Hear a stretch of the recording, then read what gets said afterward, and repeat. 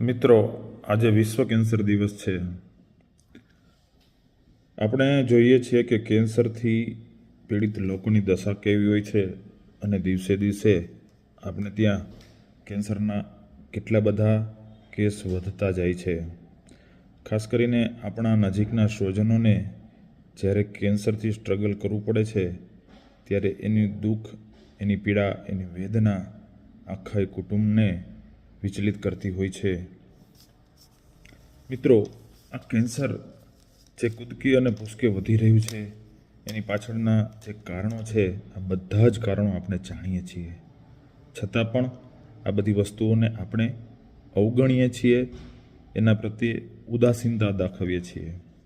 કેન્સરને જો રોકવું હશે, આ કેન્સર નામના અજગરને જો નાથવો હશે, તો આપણે આપણા ખાનપાન અને વ્યવહારોને સુદૃઢ બનાવવા પડશે. ખાસ કરીને નશાવાળી જે ચીજ વસ્તુઓ છે તેનું આપણે સેવન કરીએ છીએ તે તદ્દન બંધ કરી દેવી પડશે. હું તો ત્યાં સુધી કહું છું કે આપણે આ પૃથ્વી પરથી આ બધા માદક પદાર્થોને તિતાંજલિ આપી દેવી જોઈએ. આપણી આસપાસ, આપણા શહેર, ગાંવ, દેશ અને આ દુનિયામાં નશીલા પદાર્થો સમગ્ર રીતે નષ્ટ થઈ જવા જોઈએ.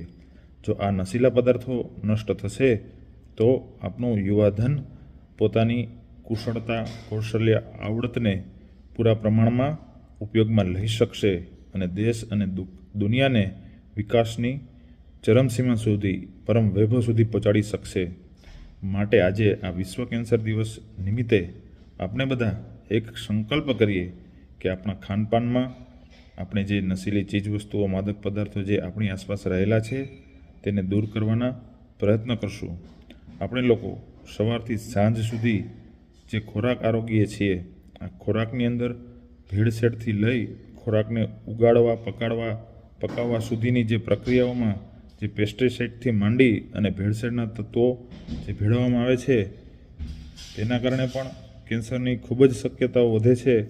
માટે આપણો ખોરાક તંદુરસ્ત બને, આરોગ્યમય બને એવા પ્રયાસો આપણે કરવા જોઈએ.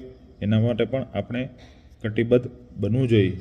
હું ઈશ્વરને પ્રાર્થના કરું છું આજના દિવસે, આ વિશ્વ કેન્સર દિવસ આજે છે ત્યારે, હે પ્રભુ, કોઈના પણ જીવનમાં, કોઈના પણ પરિવારના સભ્યને કેન્સર ન થાય, દરેકનું આરોગ્ય નિરામય રહે એવી આપને પ્રાર્થના કરું છું. ખૂબ ખૂબ ધન્યવાદ. જય માતાજી.